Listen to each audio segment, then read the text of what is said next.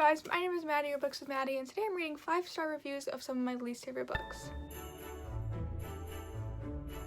Before we get into the actual content of this video, when I read 5-star reviews of my least favorite books, I have a really special announcement. I'm really excited to say that this video is actually sponsored by the wonderful jewelry brand Ana Luisa. I'm currently wearing 2 of their pieces that they so graciously sent me, and so I'm going to have a quick clip of how I will style these and a little bit more information about the brand and more about the pieces that they sent me, so stay tuned to learn a little bit more about them. Here we go.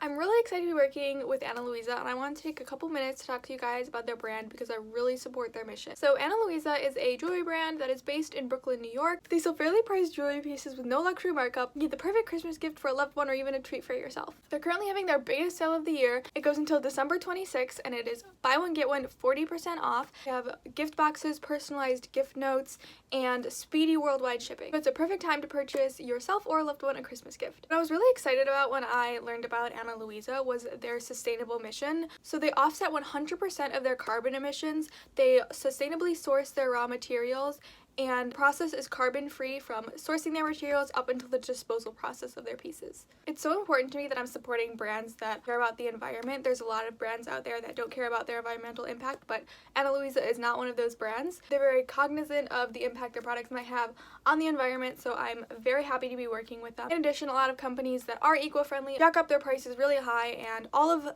Ana Luisa's pieces are super fairly priced for the quality of the piece. Their pieces start as low as $39 and then go up from there, so there's something for everyone on their website. They also offer a 365-day warranty for refund or replacement of their pieces if you're not happy with the product. In the video that you're about to watch, I'm wearing 2 of Ana Luisa's pieces. The necklace that you're seeing is the Willow Necklace. It costs $75 and it is 2 necklaces attached to the back. It's super versatile, can go with almost anything.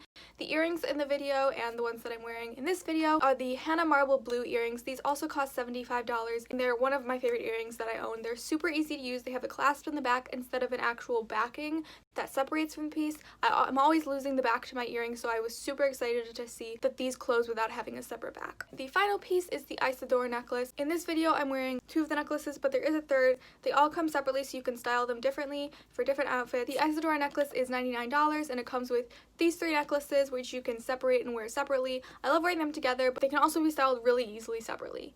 In the top of my description box, there's a personalized link that will take you directly to their website where you can look at all of their really lovely and unique pieces. Below the link, I'll also put all of the pieces that I mentioned in this video and their prices, so you can find them if you're looking for them. I'm super grateful to Ana Luisa for sponsoring this video, and it's been such a pleasure working with them. I really do support their mission, so please check out the description below if you're interested in anything and consider purchasing. Now on with the video. Okay, so super excited to be working with Ana Luisa. Thank you to them again, and now we're just going to get right into the video.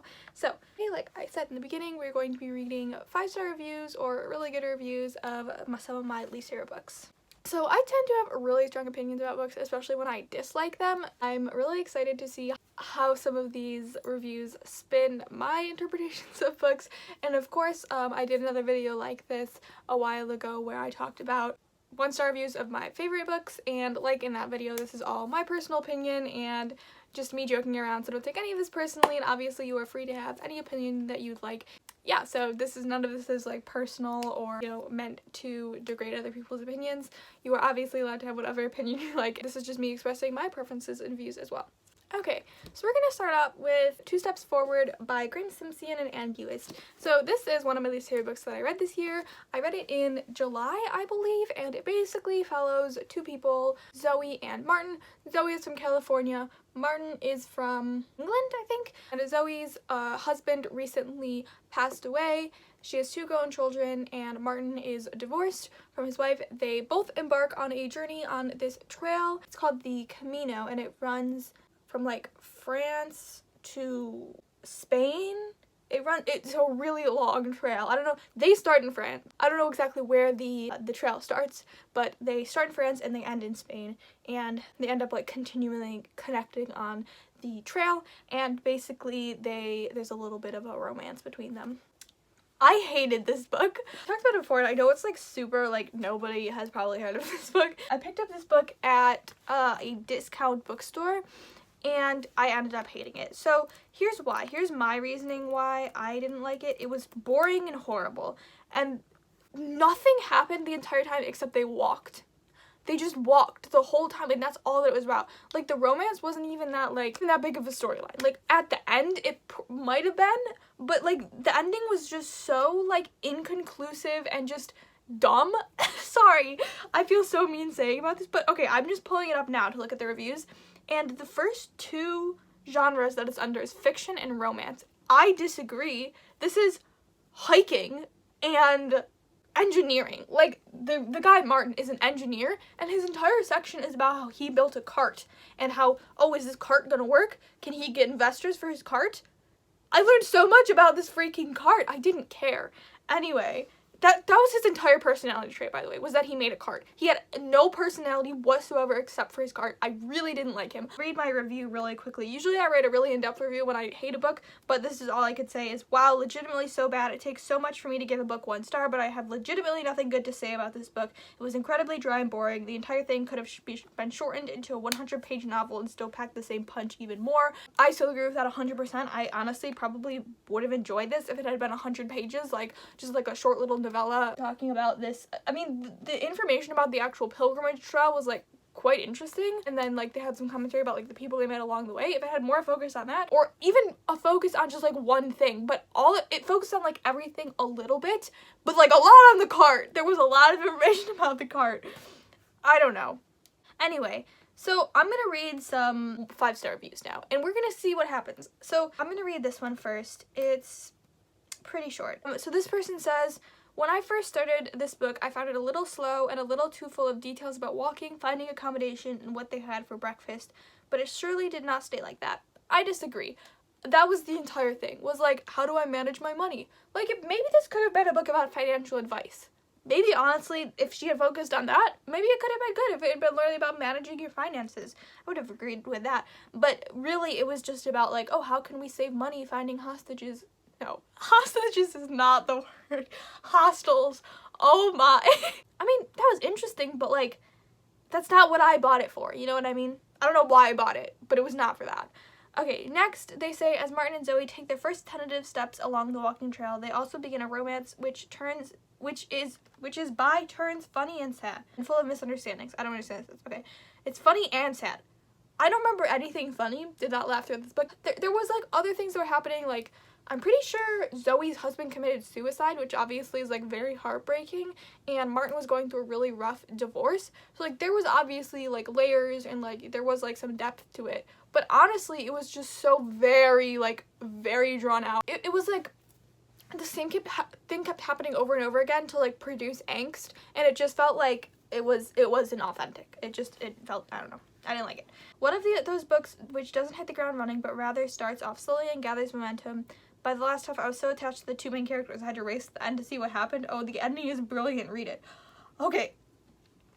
I respectfully disagree with your opinion. What?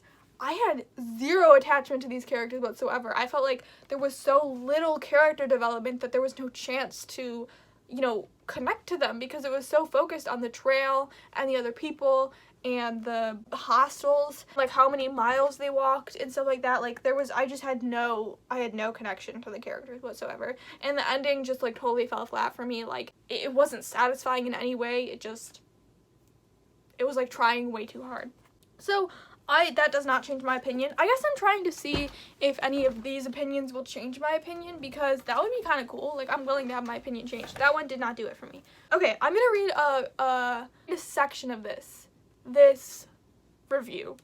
This is majority just a summary of what happened in the book, and that's fine. But I'm gonna read where their actual review starts. Plenty of humor in the dialogue and interactions between characters. Now, this is what I want to highlight. Miscommunications, misunderstandings, and omissions of the whole truth. We hate that, don't we? Like, everybody, I feel like, collectively hates that, right? So, like, that's, like, I feel like now you understand, like, why I hated this book so much, right? I don't know why this person enjoyed it. That's their personal opinion. Good for them. But, you know, I think you can see why now this is such a terrible book. As well as a bit of almost slapstick comedy add to the enjoyment. The male and female voices are well rendered, and the story also illustrates the wide spectrum of pilgrims attracted to the Camino with their myriad of reasons for walking. I agree with that. I thought that was kind of interesting. Like, the other people who walked the Camino and why they were walking it was, like, I mean, fairly interesting. Buist and Simpson give the reader a tale of a group of ordinary people with ordinary life problems who discover that often best advice comes from strangers whose perspective is not colored by emotions. The spiritual journey aspect is well handled, never becoming overwhelming or heavy on message, but still giving it enough gravitas to be thought-provoking. The only thing missing from this delightful novel are the images of Zoe's cartoons and Martin's cart. Very entertaining. Okay, so yeah, Zoe does little cartoons and Martin has his cart. That would have been cool, honestly, if the authors had pictures of that in the books. That actually, I would have enjoyed that. I mean, I somewhat agree with this review. I feel like the reasons that they liked it are the reasons I didn't. I think that's the main problem. So yeah, I think we can agree to disagree. This is me shaking the hand of the reviewer in agreement. Okay, last one. It's described in the acknowledgements at the end of the book as mature age love story. But it is, but so much more. Okay, so when you say mature age love story, I think we think different things. This is literally meaning people over 50 falling in love. You know what I mean?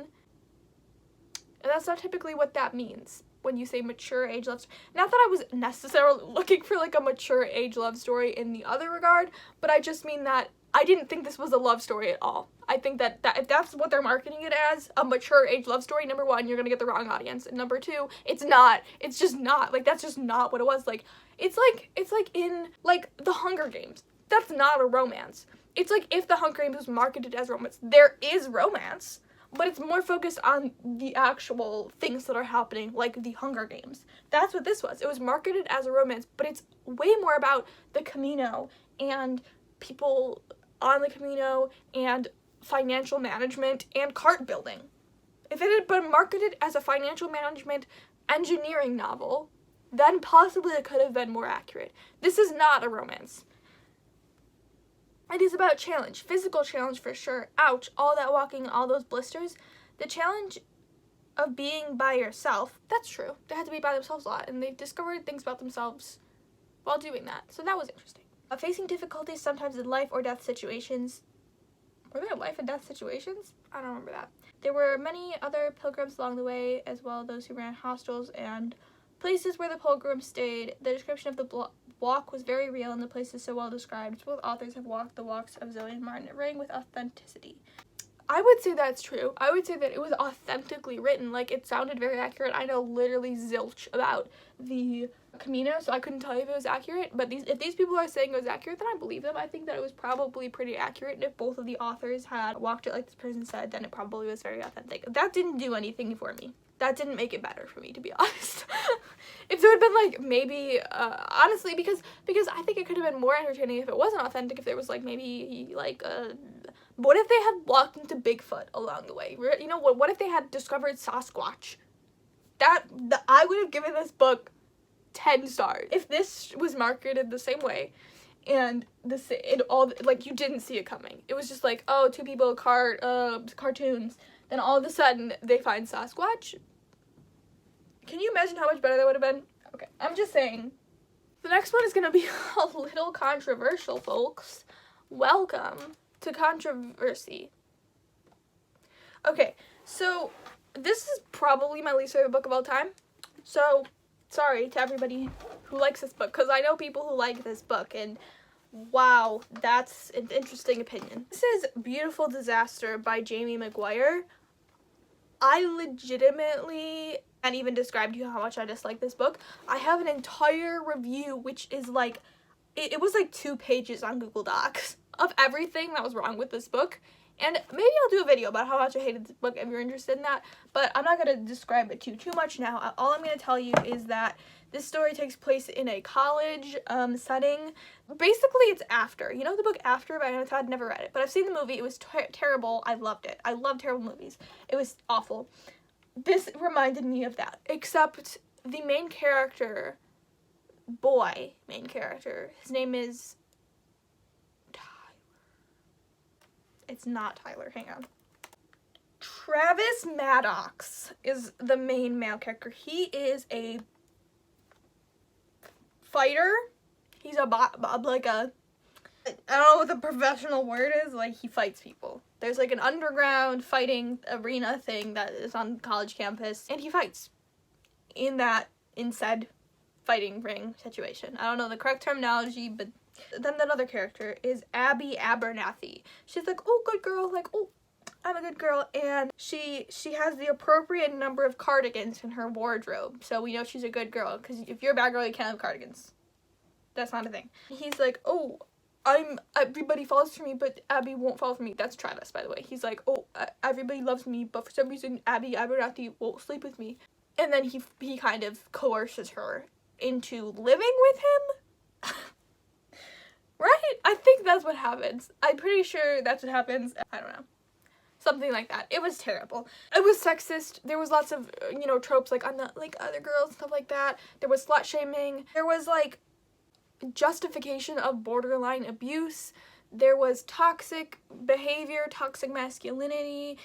It was like an absolute mess. It was just so absolutely toxic. Like if you want the details, I will have my review linked in the description, because I really went to town and dug this book apart. And I know people who love this book. I'm on this like Facebook groups that are like, oh, books, like I love books. And somebody was like, what is the best book you've ever read? And somebody put this book, and I said, pardon.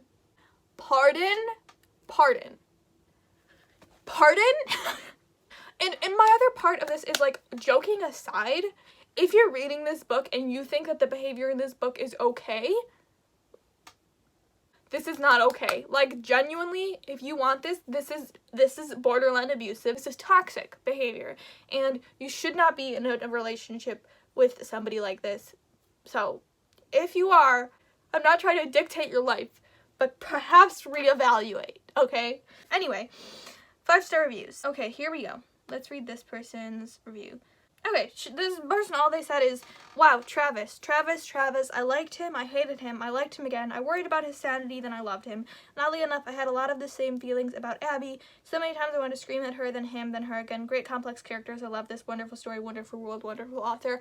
I respectfully disagree. I saw no redeeming qualities about him. I saw him as toxic. I did want to scream at Abby. I will agree with you on that part, because I wanted her to literally leave him and be gone with him, because she was like so much better than him. She was actually like intelligent and had redeeming qualities and had potential. He was, I mean, obviously maybe if he had fixed himself he could have had potential, but okay, I have to read this review. It's only 3 stars, but can I read this? I don't know. Be warned, this is not family friendly. This person said, shake in your boots, boys, and drop your panties, ladies. I give you Travis Mad Dog Maddox. And this is a quote. He made his entrance shirtless, relaxed, and unaffected, the lean muscles stretched under his tattooed skin. That's a description of him that's supposed to make you swoon. Okay, ladies, here we go. 1, 2, 3, and swoon. Okay, another quote. He oozed sex and it's so cringy. Okay. He oozed sex and rebelliousness with his buzzed brown hair and tattooed forearms. Wait, perhaps this is sarcastic?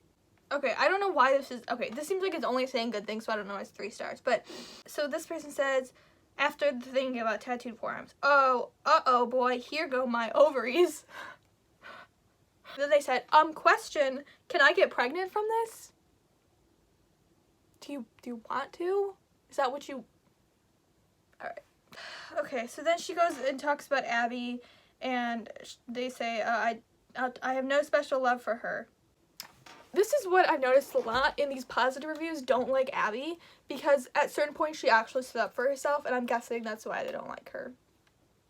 Moral of the story, ladies, don't stand up for yourself or else other women will hate you.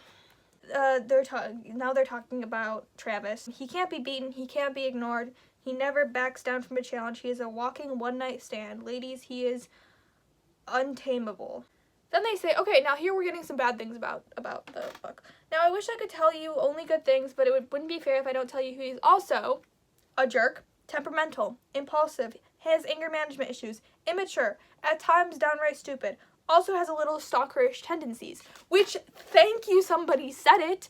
What the heck? Remember when he stalked her?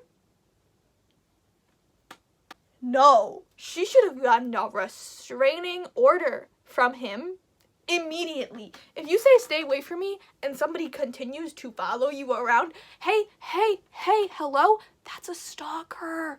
You should not ever trust that person ever with anything again.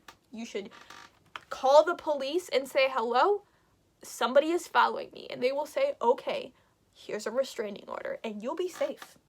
Now, we can talk about the efficiency of the police and restraining orders, but, theoretically, you should be safe, okay? Now Abby's whole life goes topsy-turvy when she becomes Travis's pigeon. Let's talk about this. He calls her pigeon. And not only that, I'm pretty sure he calls her pig as a nickname, or pidge, or something like that. That's the worst nickname ever. We all agree that's the worst nickname ever. Like, any other animal would have been better. Like, chickadee.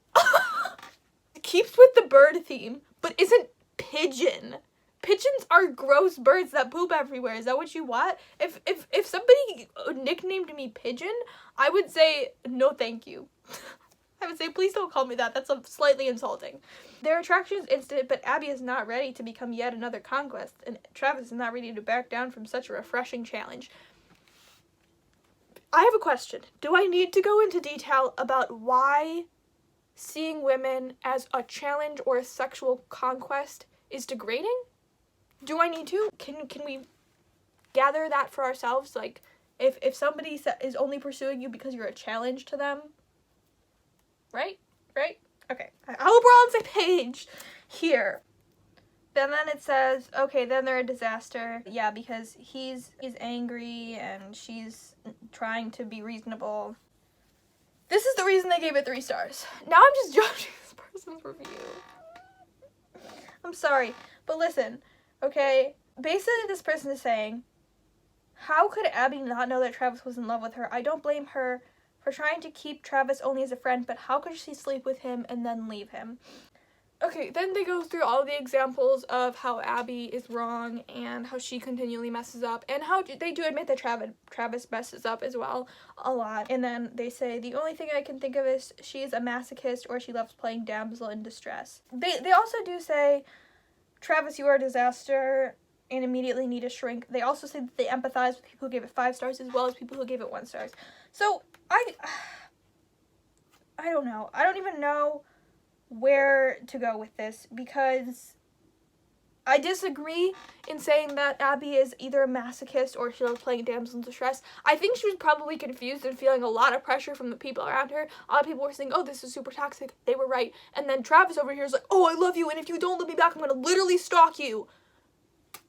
Like, that's probably, and also I'm pretty sure she was living with him at this time, and he was, like, throwing things and, like, being super violent. So, like, I feel like a lot was going on, and she probably was just confused, and calling her a masochist probably isn't the correct move. She was probably just a little bit overwhelmed and confused. So, I would probably sympathize more with Abby in this regard. Also, I mean, Travis went through a lot. I mean, he had his own issues, but he just expressed them the wrong way.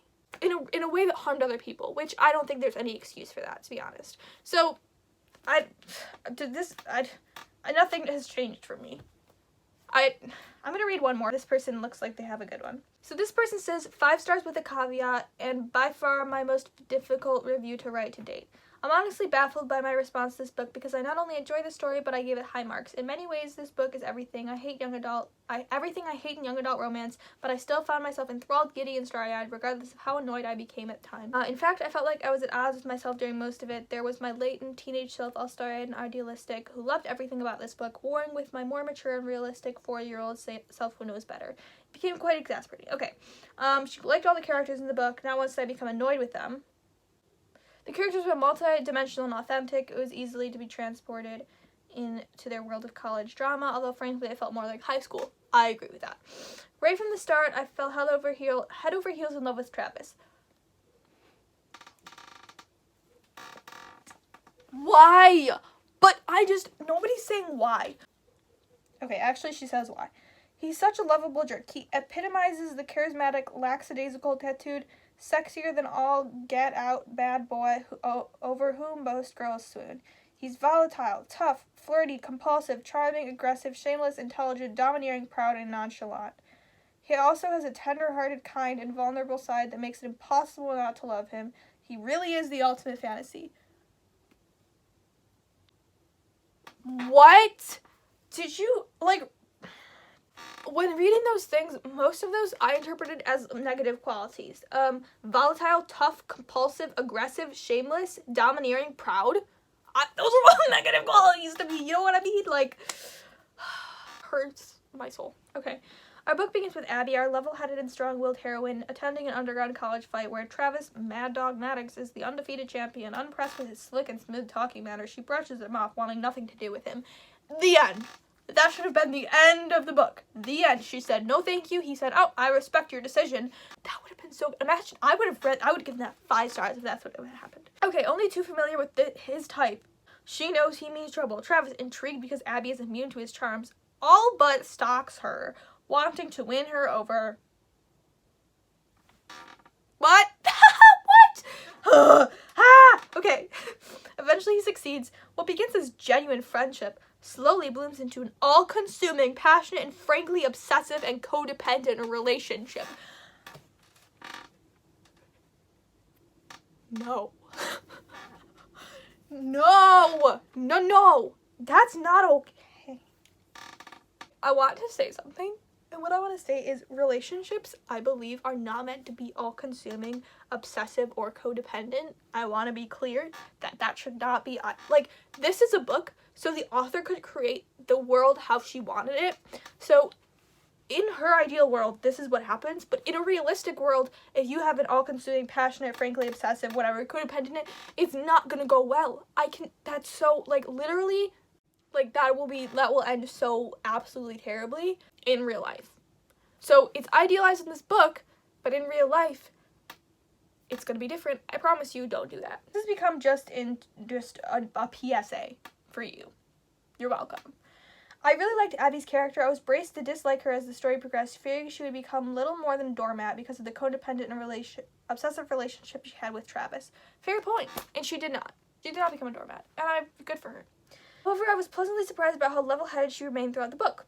She confronted all of his red flag behaviors in a mature and rational manner, even leaving him for a time. The thing is, it's not really her responsibility to address those red flag behaviors. Like, if she didn't like them, she could have been like, hey, this really bothers me, I'm going to leave you. It really bothers me when you, like, throw things and break them and then the next day get a tattoo of my name on you. That really bothers me. Like, she could say something something he does that bothers him, but when it becomes, like, violent, toxic stalking, like, that I feel like is different, and those are the red flag behaviors they're referring to. Like, do you know what I mean? That's, like, not her responsibility to address those behaviors. Like, it's her responsibility to say something that's bothering her, but a red flag usually means you shouldn't date this person. If this person has a red flag, that usually means, like, oop, you don't want to date them. Oop, this is the red flag. Oop, don't date, you know? Okay. The thing that makes this story both intriguing and appalling is Travis's obsession with Abby. I agree. Oh wait, except the intriguing part. Appalling. Absolutely appalling. He's consumed by her. She becomes his everything. Exhilarating in theory, unhealthy in reality. Agree. Hard agree. His obsession at times becomes disturbing and worrisome. Absolutely. It's so disgusting and disturbing. If anybody ever did that to me, I would notify the police. In the end, Travis makes some behavioral changes.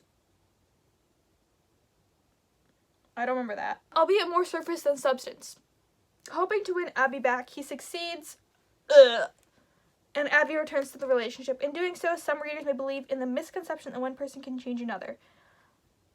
I don't, right? Yeah, we can't do that, right? You can't change somebody. Like, you know what I mean? Like, she didn't change him. You know, that's unrealistic. That doesn't happen. While a part of me knows better, I still love so much about this book. I am a girl after all.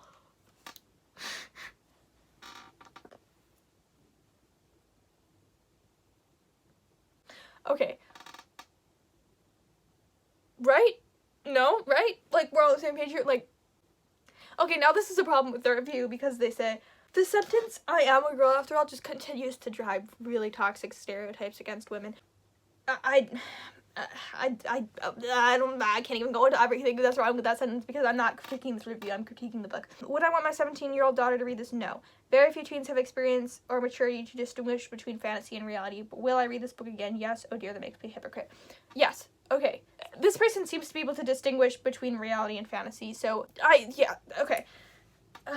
That's what worried me most about this book, was that I see so many reviews of young readers reading this book and being like, oh my gosh, this is my fantasy, this is my ideal. Even that person in that review said that this was their ideal man, or, you know, every woman's fantasy or something like that. Guys, it's not realistic. I know most of my audience is older, so this probably isn't applicative. I don't know the word. I just hope that you don't think that this absolute crap hole of a book is what you want in a relationship.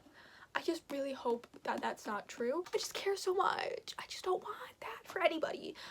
I'm only going to do these 2 books today. I was planning on doing more, but those actually went like really in depth and ended up being really long. So we're only going to do 2. Maybe I'll do a part 2 of this this little series, and we'll do some more books. I think those are honestly only my only 2-star books on my shelf right now. So I'm sorry, did I say 2-star? 1-star. Those are my only 1-star books. I do have another one, I believe, but it is read it on Kindle. But I just remembered it. So maybe I'll do another one with that, and then another 2. I have a bunch of 2-star books that I could do. Thank you so much again to Ana Luisa for sponsoring this video. Please don't forget to check out in the first line of my description box below will be the link where you can check out all of their information and things like that. So please do check that out if you're interested. I'm super excited to be working with them, and I really support their company and everything that they do. So please do click that link below and consider ordering from them. Other than that, I really hope you enjoyed this video. Let me know if you'd like to see a part 2. Check out the description as well for all of my social media, my Twitter, my Instagram, my Goodreads. And other than that, I hope you have a great day, I hope you have a great week, and I hope you have a great life, and I will see you very, very soon. Bye-bye!